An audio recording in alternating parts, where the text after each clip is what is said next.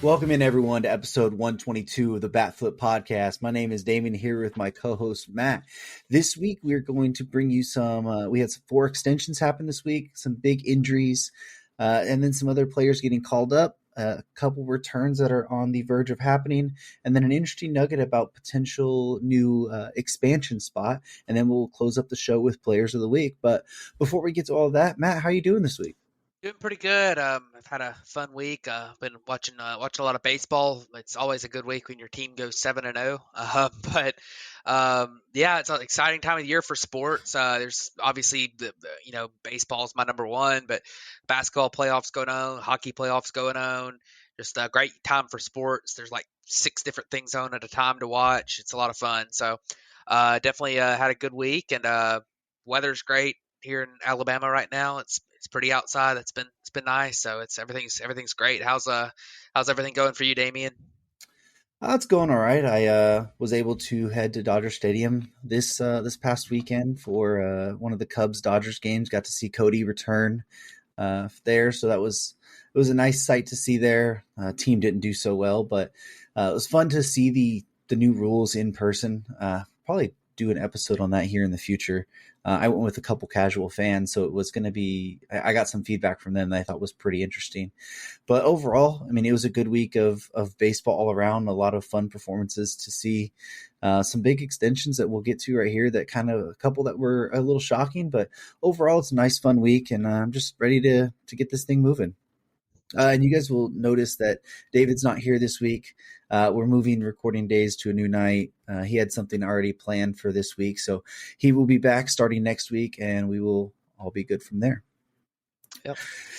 So let's go ahead and just jump right into the extensions. And the first one we're going to start with is actually a Chicago Cub. So David's going to miss this one, but Ian Happ signed a 3-year, $61 million extension, has no options in it. So it's going to be the straight 3 years, starts in 2024. So I think buys out 3 free agent years because Ian Happ was supposed to be a free agent here heading into this year. And a guy that we've heard a lot of trade rumors about, but he gets his extension.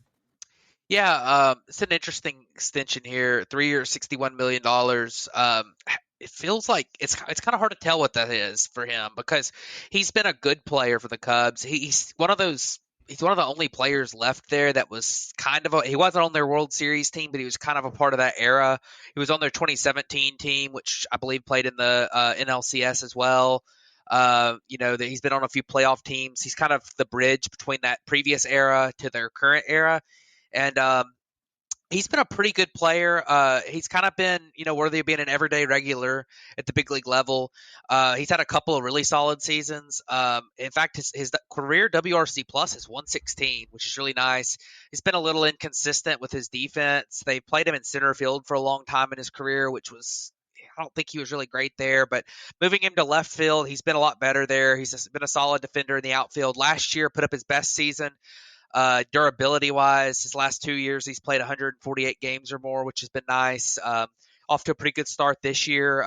The metrics are a little bit, are saying he's going to regress a little bit from his start, but the big thing for him is a lot of the question mark was swing and miss with him, and he cut that down a lot last year while sacrificing a little bit of power, but the on base skills are there. 342 on base last year.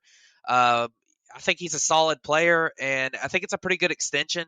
I do think there might be a little bit more in the tank that we've seen from him so far. And, 3 years, $21 million. They bought him out of 2 free agent years, I believe. Really nice contract for him, and a good on the Cubs for kind of locking up a guy for a few more years that has been a pretty useful player for them and will continue to be that for them, in my opinion.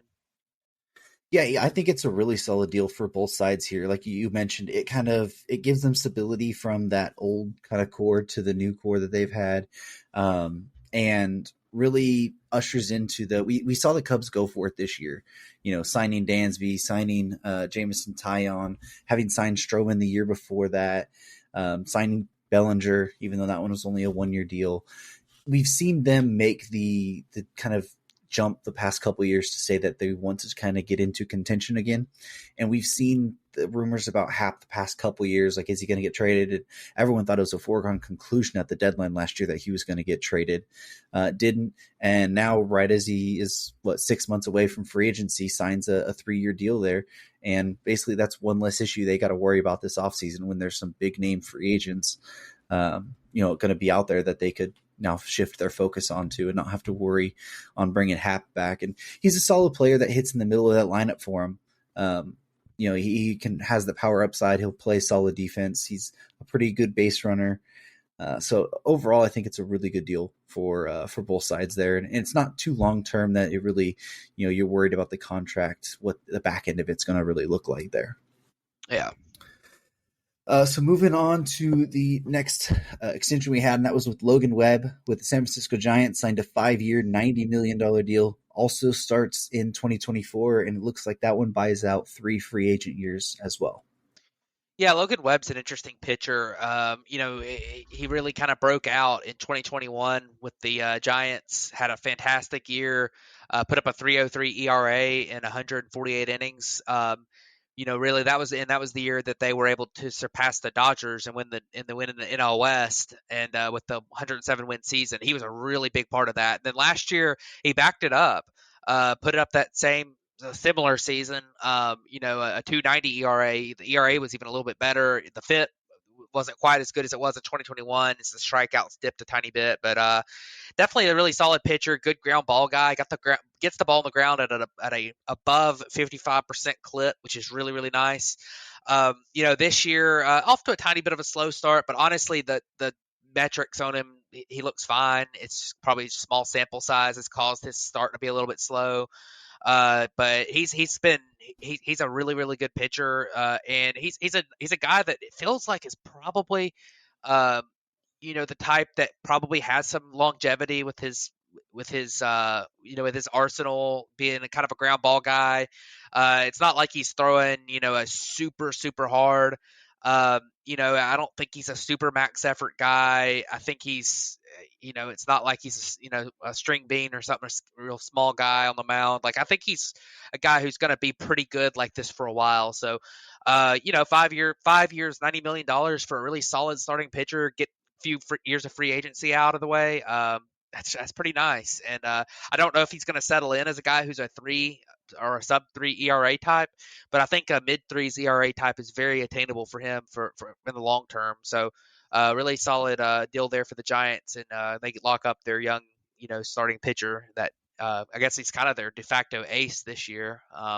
Although I think he's more of like a number 2 in a really good rotation. So yeah, he's kind of taking over that ace role at the moment. But like you kind of mentioned, he's a guy you don't really worry about the way he's going to age through a 5-year deal. Still only 26 as well. So he'll hit free agency at the age of like 31. Actually, probably 32 because this deal starts next year. But even then, like you mentioned, he's topping out at like 92 on his average fastball there. Has a really good changeup and slider that he kind of works off that fastball / sinker. So he's not a guy that's up there you're going to worry about blowing out his arm or whatever. And the ground ball guy, and especially in San Francisco, a place where even if you do hang some, the ball usually is going to get knocked down by the Bay winds. So I like this deal a lot, as if you're a fan of the Giants. Logan Webb's always been a guy who's played against the Dodgers really tough, so I don't like that deal from that perspective. But it's always nice to see these younger players kind of get that deal locked up. I think he was barely going into ARB1, so he's going to get some long-term stability there and not got to worry about that arbitration process, which we've seen be a haggle these past couple years. But let's go move on to our next extension, and it's one of the high-profile trades that we had happen in the offseason, and that is Pablo Lopez and the Minnesota Twins. He's had only a handful of starts there so far, but he's locked up now to a 4-year, $73.5 million deal, and I believe that one buys out 2 free agency years. Yeah, no, this is a really, really interesting extension, and I think it's more interesting those first 2 by a pretty good amount. This guy, Pablo Lopez, has really He's really improved this year. His stuff looked better. And not that he wasn't already a good pitcher, but he's looked. This is the best he's looked in his career so far in his first four starts. With a new team, there might be some changes they've had him make that they really like something about him, and they obviously really really like him because after just four starts with the Twins, now Pablo Lopez is locked up to a 4-year contract. So there's a few things that worry me a little bit about him, and the big one is durability. Last year, he pitched 180 innings, which was career high, which is, I mean, obviously 180 innings is really good. 32 starts. He didn't, he pitched the full season. But before that, his career high in innings pitched was 111 in 2019. 2021, he dealt with injuries. 2018 was his first year in the big leagues, and he only pitched 58 innings. So he's definitely a guy that he hasn't been the most durable, pitcher at the big league level. But if he's able to continue the improvements he's made this year, his fastball's up a couple ticks. The stuff's really played up with Minnesota. If he's able to continue what he's started off this year and, silence those durability concerns, this could really, really be a bargain. But obviously, it could also, I think there's been a couple times he started off really hot and faded a little bit too. So we'll see what happens there. But very encouraging start to his season. And the Twins are like, yep, we're going to go ahead and lock this guy up. And very good for them. Their rotation's been killing it. The team's been looking a lot better, much improved this year. So we'll see what happens going forward, but definitely an interesting deal, and I'm excited to see what he's able to do and if these improvements he's made so far this year are real. Yeah, he had always seemed like a guy that had a little bit extra like stuff in there, and that he was just never really able to unlock, whether that be poor development or if it was health concerns which you related with his durability. Um, and it just seems like he finally, with that next step here, maybe just that little change in scenery, the another coach just getting in there and tweaking with him, seems like he's really been able to unlock that. And it's been successful so far. And why not? If you're the Twins, you have a lot of rotation questions coming up with Sonny Gray going to be a free agent, Tyler Mahle going to be a free agent. I think even Maeda is going to be a free agent. So pretty much you have locked down now that you're going to have Pablo Lopez, Joe Ryan, and Chris Paddock, when he eventually comes back. And then you can look forward to the rest of that rotation. Sonny Gray's had a really great year, so I wouldn't even be surprised to see Minnesota, look to kind of lock him up to a couple extra years. Yeah, I'm pretty sure Kenta Maeda had a really good start to the season. I don't know if he, how his last couple starts have been, but I guess he had one bad start, but he's had a couple good starts so far. So we'll see what happens with the Twins, but they've been really really good in that rotation so far. Absolutely. So the last extension that we're going to talk about actually happened just a few hours ago, and that's Hunter Greene and the Cincinnati Reds. He has signed a 6-year, $53 million deal. There is an option in that could take it to 7 for 73, and some other escalators in the deal that could max out above 90 million. I haven't seen the exact thing. Somebody said 91, then there was like a 91 and a half, and then like a 93. So somewhere around the $90 million range is the max that he could get in a 7-year deal. Yeah, this one's really interesting too. Hunter Greene's a guy that I think this is honestly a pretty risky signing because he's a guy that hasn't fully stayed healthy all the time in the minor leagues. He's a young guy. He throws extremely hard. He's got talent, no doubt. Like he throws 100. His fastball average this year so far has been 99.6, which is insane. Gets a lot of strikeouts. The control for a guy who throws that hard is pretty good. There's a little bit of concern about his ability to limit the hard contact. His fastball shape's been a little bit, even though he throws really hard, it's been a little bit hittable in his career so far, which they've been working with him on. So far this year, pretty good start. His metrics are pretty good. 4.24 ERA. Is not great, but it's just a couple starts. Last year in his rookie year, in 24 starts, he had a 4.44 ERA. So this is a guy who obviously the talent's there, and he's not overmatched at the big league level. So you have to think that he probably will continue to grow to a certain level because there's definitely untapped potential here. but you are worried with the injury risk with a pitcher of his type. Throwing extremely hard. He hasn't been super healthy in the past. Like, we'll see what happens with him, but I like that the Reds are extending a young guy long term. I do think the Reds sometimes get a bad rap for some of their moves because I do think that at times they've been willing to spend a little bit on free agents and on extending guys. Like, you look back at they signed Nick Castellanos and Mike Moustakas and all those guys back a few years ago. Like, they extended Eugenio Suarez to a big contract. So, I mean, it's not that they haven't ever been willing to spend a little bit on extending guys, and they're not like the A's, and people seem to kind of think of them in the same category as of the A's, of it as in like they're never gonna spend a dime. But definitely good to see them, locking up one of their guys long term, and we'll see what happens with them. I think definitely interesting, and Hunter Green's got all the talent in the world to be a future ace, and this could be a super major bargain deal if he becomes that. But he might not become that. We'll see what happens. Definitely like this move though, and like to see the Reds, locking up one of their guys. Yeah, I think it's especially the past couple of years, the Reds have got that rap Yeah, from not being able to or trying to shed the salary or whatever. yeah, And the interesting part is that as of this deal right here, Hunter Green is the only guaranteed salary on the Reds books after this season, yeah. which is kind of funny. But uh, kudos to them for going to the young guy and signing him to an extension. I mean, he's only in what, year 2 of his major league career. You could have easily, with a guy who is as high risk with the way how hard he throws and the potential injury concern there, you could have easily let the renewal process and the arbitration process work its way out. He wouldn't have got double-digit salaries for another 4 years probably, and you pretty much went to him and are guaranteeing him a good amount of money as a 23-year-old, and he's going to be able to hit free agency if that extension doesn't, or the option doesn't happen, I believe at 29, and even if the option, it's going to be 30. So really, you're getting the prime years out of a guy, and you're rewarding him a little bit ahead of time for that. So, I mean, kudos to the Reds for, even though the rap that you've got the past couple of years for going out and doing a deal like this, which you don't see many teams outside of usually like the Rays do.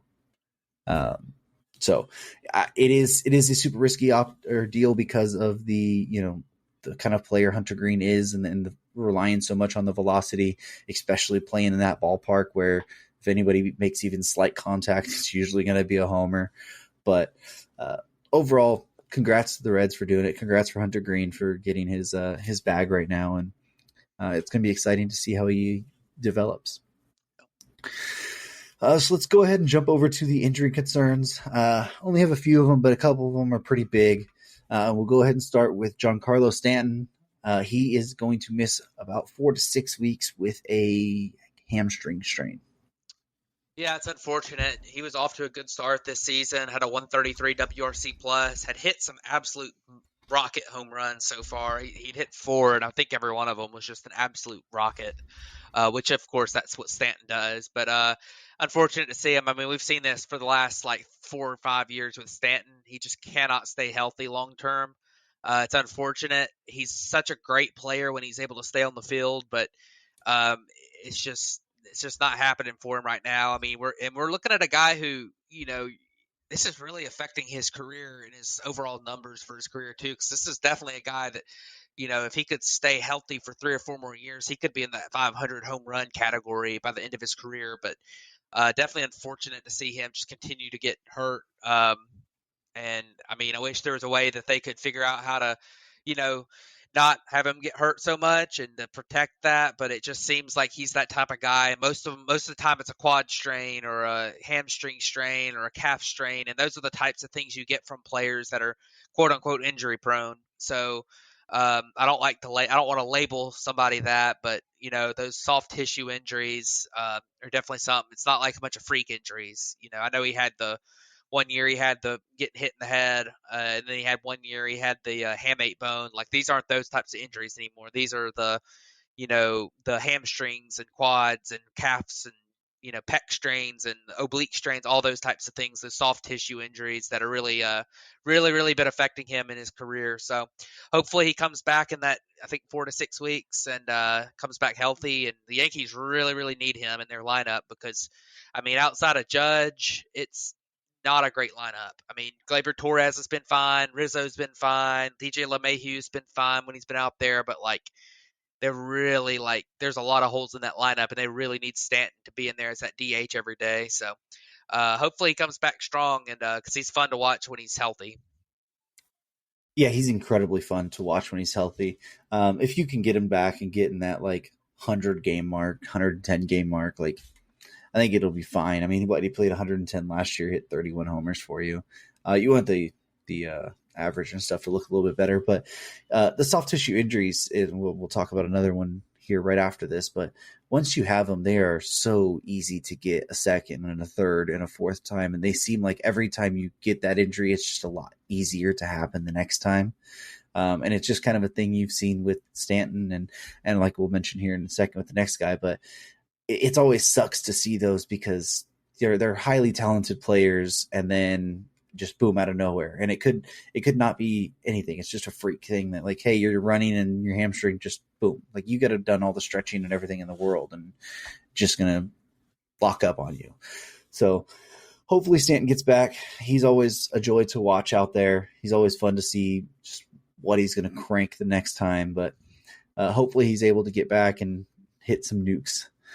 But the next guy is with the Texas Rangers is Corey Seager. He's also going to miss about the same timeline with also a hamstring strain. And I mentioned, he's had that issue ever since he was about a rookie or year two in LA. He's kind of dealt with that hamstring strain issue. Yeah, it's another one. It's really unfortunate. He was absolutely on fire to start the season. In his first 11 games, he had a 186 WRC plus, a 359 average, 469 on base. He was about to make me look really smart for saying he was my dark horse for MVP, but unfortunately, I think that 4 to 6 week time frame, missing that much time, is probably going to hold him out of that conversation this year. But definitely a guy. It'll be interesting to see with Corey Seager how long it takes him to get back and what the Rangers do while he's out, because the Rangers have had a good start. They just took a series in Houston this weekend, which was very encouraging for them. The pitching staff so far has stayed relatively healthy. I guess it's worth mentioning last night DeGrom got pulled in the fourth inning with a little wrist thing, but it sounds like he's making his next start, so no concern yet over that. But that they've been healthy so far. They've been playing pretty well. This is their key guy in their lineup, their star player, the $300 million man, and it really stinks to see a team that's really starting to look like they're breaking out a little bit lose Corey Seager. And Corey Seager has, in his career, not been the most durable guy, like you said. He's missed a lot of games. He only played 95 games in 2021. He only played 26 games in 2018. I know one of those was an ACL injury, which is different, but definitely would like to see Corey Seager get healthy and see what these Rangers team can do. Man, the Astros are struggling a little bit, and I mean, you could see them staying in there if that rotation stays healthy and does as well as it has so far this year. So, but we'll see what happens. And hopefully they can stay afloat while he's out, because I'd like to see what that team can do fully ready to go. Yeah, it's going to be a massive loss for them. Seager, especially when he gets hot, he can carry an offense. And you're going to be dropping down to either Ezekiel Duran or like Josh Smith at that point. So that's really going to hurt. And the DeGrom issue, you hope that he's back and it's a non-existent thing. It doesn't sound like it's going to be much. No. But you never know with a guy who has dealt with a ton of injuries before. So hopefully it's been fun to watch the Rangers so far this year, except for their hideous City Connect uniforms that they decided to release this bad week as well. But I think they're actually leading the division right now. Yeah. Not that it's by a lot, but it's been pretty fun so far. Yeah, I believe they're leading the division, and I think the Astros are in fourth place. Yeah. They're tied for third with the Mariners, but the Angels are actually in second place at 8-8, and Angels are ahead of the Yankees right now. So, definitely a good start for the Rangers. Although it's obviously it's so early, but we'd like to see them see if they can keep this going. Yeah, and I would expect if they do, they'd be aggressive at the deadline. They're I agree. they've always been that before. But let's go ahead and talk about the Tampa Bay Rays, and a little bit we wanted to say is to mark that they started 13-0, and I believe that tied the best start ever for a team, if I'm Yeah, not it mistaken. it did. It tied the 1982 Braves and the 1987 Brewers. And I did have one little note on that the 87 Brewers did not make the playoffs after the 13-0 start, and I believe that 82 Braves team won 89. They made the playoffs, but they won 89 games, I think, that year. So just the kind of a note there that that 13-0 start doesn't lock them up as being like some insanely good team, but there's things that this team has done that are very, very impressive, and including what they're doing right now to Nick Lodolo, who's a really good pitcher in himself. So they're tearing him up tonight. So Yeah, but to also talk about them, it's unfortunate about Jeffrey Springs. He had an elbow issue, I believe it was on Wednesday, and thought that he was going to be out for a month or two. Looking into it more, it seems like the consensus is that he needs to undergo Tommy John surgery. He'll be out until sometime in 2024. Springs is a 30-year-old that has really broken out the past couple years with Tampa Bay, and this is kind of what we talk about with those young with pitchers. You never know. He signed that extension this year, all the way through 2026 of the 2027 club option to get $31 million. So, he's kind of protected himself a little bit there with if getting at least some money, but it's an unfortunate issue here. He was off to a really good start, and another pitching injury for the Tampa Bay Rays. yeah, that's for first off the fact that he signed that extension. That's why these young players are signing these extensions, even if they're team friendly. Like Hunter Green is another like. That's why these players are agreeing to these things because you never know when Tommy John surgery might pop up and you end up not being able to make as much money as you would have normally, and you just left $20 million on the table. But Jeffrey Springs, and it was unfortunate. He was off to an unbelievably good start this year. He looked fantastic. He looked great in the spring. He came out in the regular season and just was shoving in his first few starts. And it's so unfortunate to see that happen with Tommy John surgery. Hopefully he comes back strong from that. We've seen a million times that that surgery has gotten so much better over the years, and guys have the rehab from it's gotten better, and guys have come back strong a lot. Um, you know, eh, More often than not over the last several years, but you still never know with that surgery. And hopefully he comes back strong and we get to see him at some point next year. So if there is a team that can uh, can help a player with something like that, it would be the Rays, which kind of the way they use their pitchers, helping a guy come back from Tommy John surgery. With just kind of their mentality about starting pitching and guys going deep into games and stuff. That is a good team for him to come back with. And the other thing with him, with the Rays, when it comes to like their team this year, that pitching depth that they have is really impressive. So hopefully the Rays are able to overcome the injury. In fact, Taj Bradley's the guy pitching tonight. He's looked incredible in his first two big league starts. So um, definitely unfortunate. Zach Eflin's also been out. I think he'll be back sometime somewhat soon. So, um, the Rays do have some injuries, but and it sucks to see Jeffrey Springs go down. Wish him the best. Absolutely, you never want to see that happen, especially to a guy who's kind of been a guy who's bounced around a little bit, finally found a home, and was really breaking out. It really sucks to see that. But let's go ahead and move over to we had a couple more prospects get called up this week. First of all, with Brett Beatty, he got a couple or a little bit of major league time last year. Would he get 11 games? Kind of struggled there. We had mentioned him last week when we were talking about why he hadn't kind of been called up yet, and then he gets the call just a couple days after we were talking about him. Yeah, Brett Beatty's a guy that top prospect. He's you know with the bat, really, really, really solid looking. His glove is still. There's some question marks about his glove, but it's not. he's got some growth to do there, but it's not like really really bad. But the Mets need him. They've played a fairly weak schedule so far. And but the third base has kind of been an issue for them. I know Eduardo Escobar's not playing very well, and um, they kind of wanted to get him up as a spark, and Brett Beatty's a guy that we'll see what happens with him at the big league level this year. If he's able to break out, or if he's, it might take some time. You never know, but definitely a guy that, there's not really a lot of red flags about him. He did strike out a little bit, at a little bit of a high clip at Triple A last year, and at Double A last year. He struck out at a pretty good clip. 25% at Double A is not the best, but he's got a lot of raw power. Definitely a guy that we'll see what happens with him this year. Yeah, he's a highly touted prospect. You just expect that they'll be able to figure it out at some point. I believe he looked pretty good in the spring. So yeah, he did. With that thumb issue, hopefully it's all the way back, and he'll be able to kind of break out and have a good run. Just hope that it waits a couple more days because they're playing the Dodgers right now. People usually seem to debut or have good games against them when they're early in their careers. So hopefully that trend stops.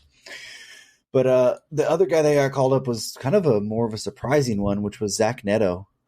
He just got drafted less than a year ago by the Los Angeles Angels. Has really crushed in the minors. A 200 average to start with, but then in Double A this year, last year hit 320. Went back to Double A this year and just hit 444 so far, and got that call up to be the starting shortstop of the Angels. Yeah, this is a guy who was he's a college draftee, so he's a little bit older than some of these, high school guys that get picked up. He's an interesting player. He's got a wild swing, but he still makes a pretty good amount of contact, and we'll see what happens with him. He last year in the minors, he's only played 42 minor league games in his career. So he was drafted in 2022 last year, and then he went to High A and torched High A, and then he went to Double A and absolutely tore the cover off the ball at Double A last year. Had a 132 WRC plus there, hit 320 average, Double A again this year to start the season. Was doing the same things. Had already hit 3 home runs in 7 games, and the Angels said, "Hey, we need somebody to play shortstop at the big league level, and you're our guy." So I'm definitely interested to see how this goes, because I would be very, very, very cautious about promoting somebody from Double A to the big leagues after 42 games of minor league baseball. But we'll see what happens. I mean, I don't know if the Angels have been great in the past about promoting guys at the right time. I mean, I just think of Joe Adell coming up so early and being so bad, and it's really kind of wrecked him as a prospect. And it's a little bit concerning to me, but I think that, Zach Neto's got the talent to really be good. And I mean, some of the projection systems like him as a pretty solid big leaguer this year. So, a league average bat and a pretty good defender at shortstop. So we'll see if he's able to do that, then he's going to help the Angels an awful lot this year. And if he's not able to do that, then I guess they'll put him in AAA at some point. So definitely interesting to see what happens here. But man, that's wild. 42 minor league games, drafted midseason last year, and he's already in the big leagues. It's pretty crazy. Yeah, it's very rare you see that happen. If there's a guy, I mean, he makes a lot of contact. He is really fast as well, so maybe that helps fit right in with what they need there. And if he could play a solid shortstop for them, I think it was like Gio Urshela and David Fletcher was kind of playing that position beforehand. Yeah. So maybe you get a spark with those guys, and I don't know, we'll figure it out. We'll see. It is a really interesting scenario that you see happening. Yep. But we're on the horizon of a couple returns, and the first one that's going to happen will be Fernando Tatis Jr. He's going to return from his suspension this week. I believe it's on Thursday. I believe it's actually against the Braves, is it not? I think he's coming back. He won't be. They face the Braves today and tomorrow, and then Thursday the Braves are off. I don't know who the Padres face next, but he's not going to be in the Braves series. Who do they play on Thursday, or do they play on Thursday? Yeah, they play the Diamondbacks. So yeah. it would be against the Diamondbacks. So I think he can come back on the 20th. But kind of looking at what that's going to happen, Tatis missed all of 2022 due to the injury and then the suspension for, I don't even remember what it was, but it was some drug with he claimed was for ringworm. Um, but PEDs. well, it's some sort of PEDs, but Yep. um, still, I mean that is a high level player, one of the best players in baseball, is going to make his return to an offense that has kind of scuffled, even though they've had a lot of big names so far. He's going to be learning the new position, going to be starting to play right field, but an all worldly talent. I believe in his minor league rehab stint that he was able to play. I think he hit like 10 homers. One of them was like a 3-homer game, and then he had like 2 homers the next night. It is the minor leagues for a guy like Fernando Tatis Jr., but still, seems like he's all ready to come back. And, that talent in that lineup, it's going to be pretty interesting to see how he integrates back into that clubhouse. Yeah, I think with Fernando Tatis Jr., the only question mark about him is between the ears. I think that he's been away for 2 years. I hadn't played in a big league game. What's that going to look like? How's he going to, how is he going to prove that he's matured? And we'll see what happens. I think that sometimes young guys need to go through something like this, and in order to mature, it happens. And I think that man, he's such a talented player. He's hit 7 home runs in 8 games in the minor leagues. Is what it That's what it was. was. And he's torched AAA. Of course, it's hard to put a lot into AAA numbers, but 2023, projection systems have him slated for like 7 wins above replacement, even in like 130 games that he'll be able to play. It's going to be very interesting to see what playing the outfield looks like for him. What that does with his value. And if he's able to, make all the reads, make all the right decisions. Part of his problem at shortstop was he was trying to make so many plays that were, and he'd lose focus at times, and he'd try to make some crazy plays where he would just throw the ball away and give the other team an extra base or something. And I think that was kind of a lot of his issues at shortstop, where he had the range, he had the arm strength, he could do it. It was just like those types of things. And we'll see what happens. Obviously, with him being able to hit as well as he has at AAA, you definitely see that he is fully healthy. Because last year, he got the PED suspension mid-season. The issue before that was a shoulder injury from being crashing motorcycles for no reason. So, Yeah, he had um, the shoulder was the torn labrum. He broke his wrist with the motorcycle crash. right. Yeah, that's right. 2021 was the shoulder. Yeah, 2022 was, yeah, he had either way, he's had injuries, and you worry a little bit about injuries when he hadn't played, but obviously he's healthy because if he had so many injuries, he was going to have a hard time, tapping into his power, or his bat speed was off or something. He would not have hit 7 home runs in 8 AAA games. So looks healthy. We'll see if he's able to get his feet wet at the big league level again, and how that looks. But obviously for a team that's been struggling a little bit, Manny Machado hasn't looked he hadn't looked fantastic so far. Like Juan Soto struggled, and I think a lot of their struggles have been just kind of bad luck. Juan Soto has like a 171 batting average on balls in play. Some of these guys are not gonna struggle like this all year. But maybe Fernando Tatis Jr. brings a spark to him, and we'll see what happens. I think he's definitely got a chance to really, really, really, really vault this team back up into that top tier this year, because that division's kind of wide open right now. The Padres haven't looked great. The Dodgers haven't looked great. The Diamondbacks have honestly looked the best in that division, but I don't know how much I believe in them all year. Madison Bumgarner's still starting every 5th game. That's kind of scary. So we'll see what happens. But definitely, with all the stuff that has been said about Fernando Tatis Jr. and all, like, it's good to see him back out there. I wish him the best. It's tough to see somebody go, even if it was self-inflicted. It's tough to see somebody go through what all he's been through. So. yeah, the unworldly talent. That's exactly what it is. You don't want to see guys who have as much talent as Fernando Tatis Jr. miss games and miss games to stupid decision making. Especially at that point, like he was rehabbing the shoulder injury that they had just got. I don't remember if he got the surgery for the labrum or not.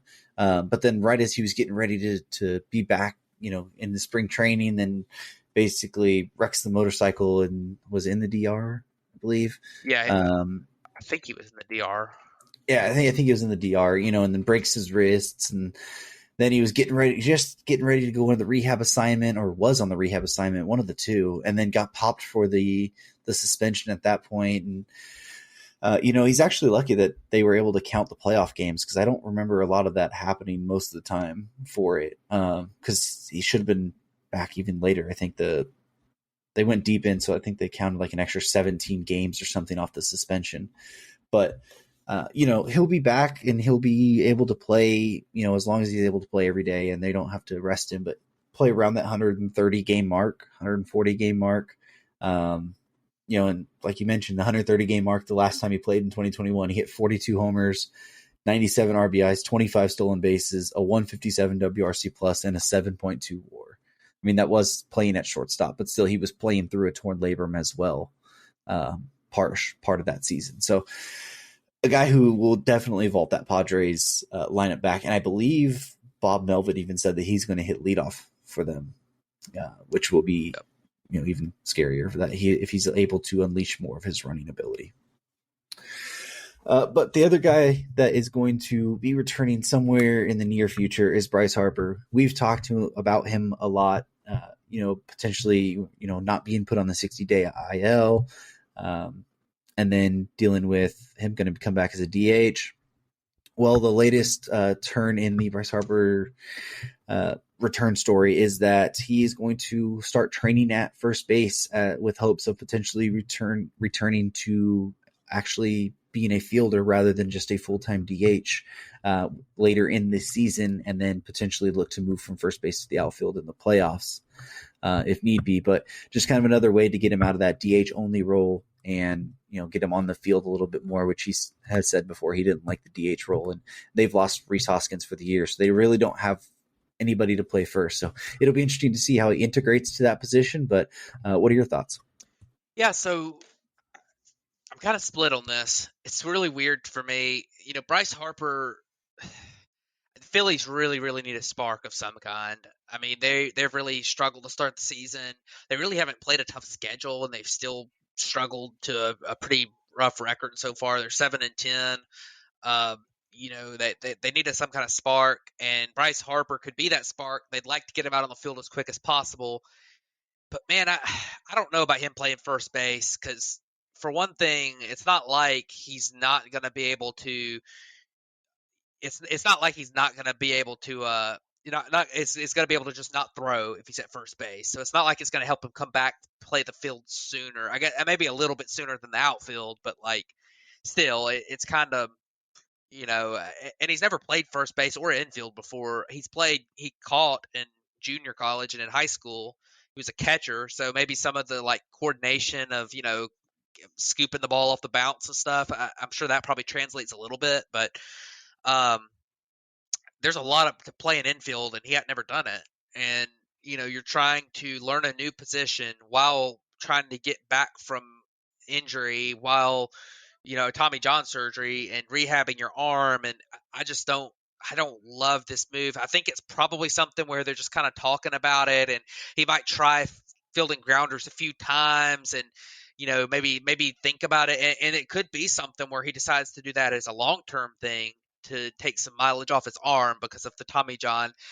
Really his biggest skill as an outfielder was mainly the arm, because his defense out there, his jumps weren't great. He's not the fastest guy in the world. Like, he was not a great defensive outfielder, but his arm was incredible. And I think that's part of his thing.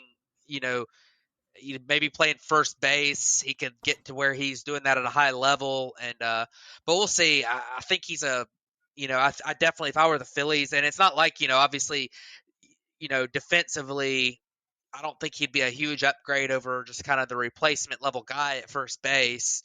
And it's not like they have it's not like they've got the DH spot where I mean, if he can't play the outfield, like, you're going to have to put Castellanos and Schwarber out there anyway. So I guess it can free up the DH spot for one of those guys, but then you're going to have a guy at first base who's not a good defender. So we'll see what happens. I think I don't think it's I doubt he ever plays first base in a game at the big league level, but you never know. I mean, we've seen it before, so maybe long term it ends up being a thing, but it'll be interesting to see what happens. Yeah, it's going to be really interesting to see, what that actually does look like, because we've seen guys struggle with that transition. Like Jock Peterson a couple years ago tried it, was not great, and then we've seen other guys be able to succeed in it. So it was a Bryce's idea to come to them, so you could tell he's actually motivated to work at it. So maybe that it's a slim little thing that will make it work, or the work ethic there at least to try and make it work. But we'll see overall, and see what it actually does look like. But the another interesting thing that we had, I think it broke last Wednesday, was that a Salt Lake City group headed by longtime Utah Jazz owner Gail Miller, will basically lead a group that to lobby and pursue an expansion franchise in Utah. Says that they consider they have a 100-acre mixed use zone in between the Salt Lake City airport and the downtown core for it, and that the expansion fee is expected to top $2 billion, which they are all willing to do. So, what are your thoughts about Salt Lake City as a potential expansion? Well, this is an interesting one.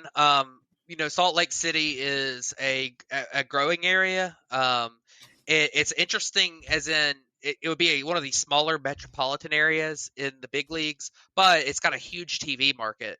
Because there's not a lot of teams in that area, and I think like the entire state of Utah, like a lot of Nevada, a lot of that Mountain West area would be in that TV market. So it'd be interesting. They've been very successful with the Utah Jazz there. I know that group has at times been involved with the Utah Jazz. Like you said, former owner. So definitely interesting there. They do have the minor league team, the Salt Lake Bees there. I believe that's also owned by that group. Definitely an interesting spot. I don't love it for a few reasons. The first thing is that I do think that especially Las Vegas probably ought to get a team first, and then maybe like a Nashville or Charlotte or something. I think are probably more like their areas are definitely larger. Of course, that being said, like Nashville and Charlotte, that's not a huge TV market because you're not getting the surrounding areas as much with the Braves being in Atlanta. Like, you're probably not going to get South Carolina if you're in Charlotte, or a lot of South Carolina. You're probably not going to get a lot of Alabama. You're probably if you're in Nashville, like you're it's one of those types of things there. But the TV market might be while the metro area is huge, and I'm sure those places would support those teams. But we'll see what happens. I think that I mean it would be interesting. That the other real interesting thing is I wonder how MLB feels about having another super high elevation team. Salt Lake City's at like 4,400 feet.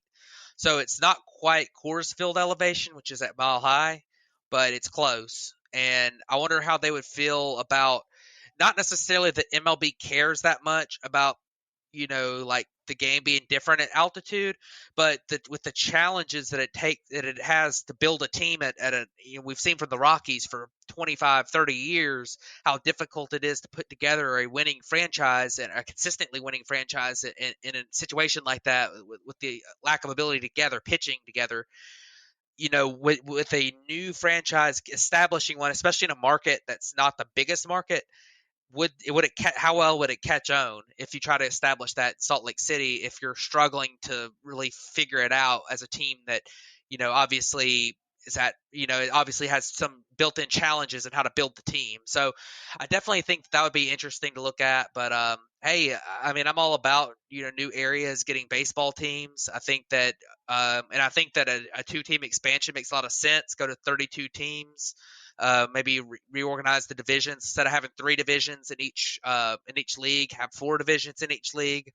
And especially with the expanded playoff too, with those two extra teams we've added over the last few years, like adding in these new divisions could help that. So definitely like to see. I'm glad that there's interest in a place like Salt Lake City, and we'll see what happens. But it's definitely an interesting one. Yeah, I think it's really interesting. They Utah has a strong, passionate fan base. I mean, the Jazz have always had great crowds, great fan bases, great, uh, just love for their team. I think actually what you were mentioning with the potential elevation thing, I think that might be another thing for MLB to really consider a good thing, maybe. We've always heard about the issues about with Colorado and hitters having to go, in and out of that ballpark. Well, if you have two of those ballparks on your schedule now, maybe that's a way that kind of helps players a little bit more, or something. I don't know. I mean, I just think that it might be a good thing for them to have a second ballpark like that, to where not all the focus is always on Coors and the type of field it is. Because I do think it's a nice field. It just has to deal with that elevation. Yeah. Um, it is going to be interesting. I think at the end of the day, I think Oakland ends up moving to Las Vegas, and I think that's where Las Vegas gets their team at, anyways. I don't. We'll see at the end of the day, but I think Vegas they will get one of the teams, and if Oakland moves there, which I think is probably Manfred's like ideal scenario, because then he can bring two new other cities to the majors. Yeah. Where, like, as in Oakland, if you just keep one there, then you already know Vegas is getting one, and then you basically only have one team for these other cities that are all bidding, and you have viable candidates all the way around. If it's Portland, if it's Nashville, if it's the Carolinas, if it's Montreal, if it's, just all over the place. There's plenty of places that could house an MLB team that deserves one. And if you pretty much only have one for those areas, somebody's going to feel slighted, because I don't see them expanding past 32. And really, it's rare to see a team relocate. It will be if especially if we get Oakland to Las Vegas, it'll be the first time in a long time. But yeah, it's going to be interesting. We're going to see this really ramp up here. I know they said they don't really want to figure out, or worry about the expansion until they figure out what's going to happen with the Rays and the Oakland Stadium deals. But I mean, it's becoming a more pressing issue as we get closer to new TV contracts and all that stuff. And we've already seen the battle with the RSS feeds and the cable providers not paying the teams right now, and MLB wanting to go to more of a streaming service only deal. Be a disaster for the streaming service thing, but no, yeah, I mean, but if you have two new teams as well, I mean, like that's another thing to put in your negotiations. So it's going to be really, really interesting to see how this all works out. I know we're probably still a few years away from that. We're going to hear about plenty more groups coming out, but the Salt Lake City one was a really, really interesting one, because I don't think it's one most people expected, off the top of your head. But let's go ahead and move over to our players of the week and go ahead and wrap this up. David had said beforehand if he was going to pick a player of the week, it was going to be Brent Rooker. So we just put that in there for him. But Matt, who do you have for your player this week? So for my player this week, I picked Garrett Cole. He had a couple starts this week. I think it was I think the start on Saturday, he pitched a complete game shutout. That's kind of the main reason I had him on my list. His other start was also pretty good. I think he pitched like 7 innings in that one, so pretty solid week. He's had a great start to the season. I think he's kind of forgotten about as one of the really good pitchers in baseball. And I'll tell you one thing that's encouraging with Garrett Cole this year so far. He is his issue in the past has been that home run ball. He has not given up a home run yet in his first 4 starts, first 28 innings, no home runs, and he's also getting the ball on the ground at a much higher clip than he has in the past. So some very encouraging signs there for Garrett Cole. And we'll see what happens with him moving forward. But that complete game shutout, 10 strikeouts. I think that's why I decided to put him on here. He obviously showed out on Saturday, and it's very very impressive for him. His other start was 7 innings, 2 earned runs, so not bad at all there either. So. Yeah, when Cole gets on a roll, he's really, really fun to watch. And you're always going to have these games where he comes out and just flat out dominates the other team. But for my player this week, and it's going to come as a big shock to everyone that listens to this podcast, because you've never heard me say this guy's name before. My player of the week is Cody Bellinger. And that's because on the week he just hit 500 with a 519 OPS, a 251 WRC plus, a couple homers, 3 RBIs, had a home run robbery in Dodger Stadium, which was probably the funnest thing of the whole weekend because they've been cheering him all the way up to that point. He robs a homer, and then he starts getting booed, and then he turns around to the crowd and was like, "What did I do? I don't know what I did." And just like his hands up in the air, which was really fun. But we've kind of seen the resurgence of Bellinger this year. He's hitting 310 with a 369 OPS or on base percentage. Sorry, 135 WRC plus. He's still been playing the solid defense, but what the big thing you've seen is his strikeout rate has dropped so far. It's a small sample size, but to about 14%. I mean, that's right around the numbers. It's a little bit lower, but right around the time when he was winning MVP, he had a 16.4% strikeout rate. He's walking almost 10% of the time this year, which is also up, closer to the averages when he was really good those years. His swing just looks a lot like his 2019 swing when he was successful. So it's been really good to see him get back to that, and he's had a really great week. I think he had his first 5-hit game of his career yesterday against Oakland. So looks like Bellinger's starting to get back into form, and it's really fun, especially as he's my favorite player. So it's very shocking. I know that you guys see that I picked Cody Bellinger this week. Yeah, it has been an encouraging start for him. There's still some things that there's concern with. I mean, his hard hit rate's dropped again, which is concerning. It's down to 34%. It was 39% last year. But the strikeout rate cut down so much is great, and I'm definitely encouraged by his start. And I think there's a chance that he's showing signs of kind of improving. I don't think he's going to be 2019 Cody Bellinger again, but if he's somewhere in between, that's a really good player. So I definitely am encouraged by his start so far, and we'll see what happens. It'll be interesting. Yeah, I will say he did hit like his hardest home run ball in like 3 years the other day. And it just looks like the exit velocity drop. It just looks like he's not swinging as hard, which at this time might be the best thing for him. If you look at his baseball savant page, a lot of red back on that page after a lot of blue the past couple years. So it is an encouraging start, but I'm just blabbering along about him because it's fun when he's good. But I know, is there anything else you want to talk about? I know you had a couple little things that you wanted to. Well, just a few things. I mean, we've got this week some cool series going on. We have the Angels are playing at Yankee Stadium, so Ohtani is there facing off with the Yankees, Mike Trout. So that's been interesting. Ohtani in the first inning today in the series opener there hit a home run, which was an absolute rocket as well. So that was fun to watch. And we'll keep an eye on that series. That's a big series for the Angels too, because they've shown some encouraging signs so far this year, but they've really kind of struggled to finish off games. And they're up 5-2 in game one there right now, so it'll be interesting to see if they're able to pull off a couple wins at Yankee Stadium, kind of kickstart them a little bit. This weekend you've got the Braves facing off with the Astros, which is a 2021 World Series rematch, which is interesting. The Astros been struggling a little bit, so that's a big series. The Astros are actually losing again tonight right now. And then you've got some other interesting series like the Mets Dodgers going on right now.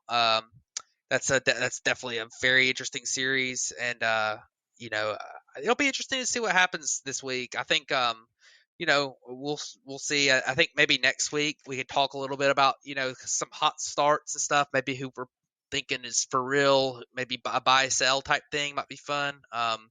So we'll see what happens. But I definitely been enjoying the season so far. It's been a lot of fun.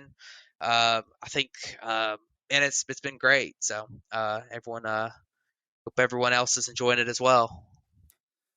Yeah, I think the real fun thing has been all of the hot starts that we have seen, and who those players have been, because it's not been your typical players that you would expect. And I know we'll talk more about that next week, but it's been fun to see some of the breakouts, like a guy like Jared Kelenic to get up to definitely his going to be prospect. that's definitely going to be on our list for the buy sell type thing. Yep, absolutely. But I think that's going to wrap it up for this episode. So thank you guys for tuning in to episode 122 of the Bat Flip Podcast, and we'll catch you guys next week.